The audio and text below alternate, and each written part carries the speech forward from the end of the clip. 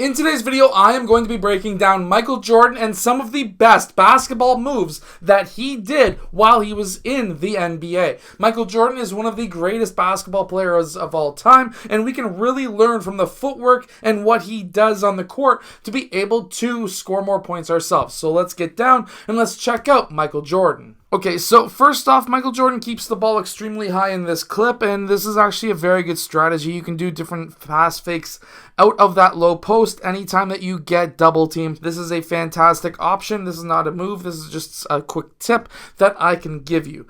Now, after he removes this defender from the situation, Michael Jordan is looking over his shoulder. What he is doing here is he is looking at his defender, he's looking at the other help defenders, and he's looking at his teammates who may be cutting back door depending on what the defense is doing. At this time, he takes one dribble, and now watch his hand, because while there's a lot of people who say the travels are different these days, they really are not. The rule has never changed. He gathers the ball right there. He's on both feet. He didn't gather that ball when he picked up the ball right here because he never picked it up. His hand is still on top of that ball, so he could have still technically dribbled the ball. When he gathers that ball, he's on 2 feet. He does a quick shimmy with that shoulder towards that right side, which kind of gives a little bit more space between himself and that defender. And then when he turns back around, when he does this turnaround shot, he gets his shoulder and elbow in line with the rim. This is important. So many players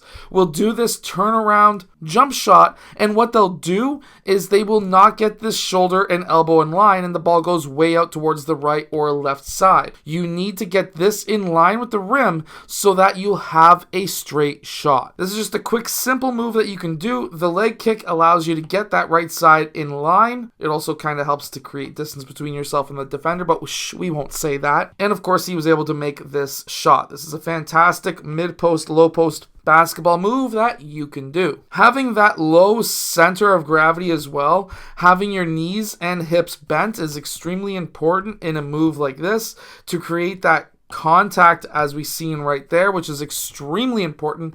As the offensive player, you need to make contact first with that defender to create that distance. You do not want the defender to make contact with you first. And that is why he was able to create this gap between himself and his defender, which then allowed him to do this turnaround jump shot. There's a few different options to it as well. So here, when he takes this dribble, instead of hopping back, he takes a step back. He pivots, but he gathers right here. So he's actually gathering on both of these feet. He pivots back towards the middle of the key, and watch how he's able to get his shoulder and elbow in line yet again. Similar move, but this time he's taking that step back and then pivoting back around so that he can take that jump shot. That step back and the little bit of contact he makes right there is what created that gap between himself and his defender.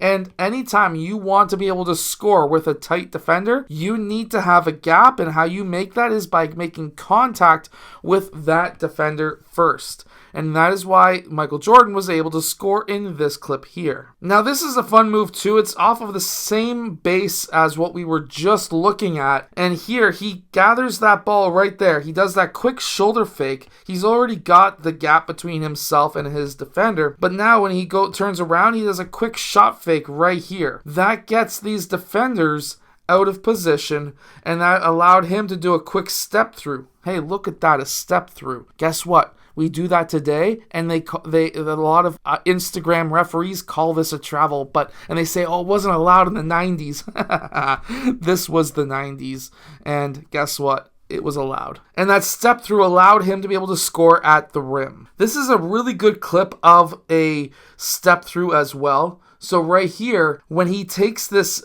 quick pivot towards the baseline, and then he pivots back out towards the middle of the key, he goes for that shot fake, and he's not even faking that shot. He's not even bringing it up above his head. He's keeping it at his chest. That alone gets so many people up into the air. Just that pivot back right here, where he pivots back. Watch right here. So he takes that dribble, and then that pivot back way back here, that somehow gets defenders up into the air, and it does work for the youth level as well. And then he's able to step through, and he has a fantastic, easy left-hand layup. Remember how they said he doesn't have a left hand? Guess what? Michael Jordan had a left hand. That shows it right there. Now this is my favorite because now you're adding on to the exact same post move. Before, when you come off of that post move, guess what? He was faking this way and then pivoting back towards the middle.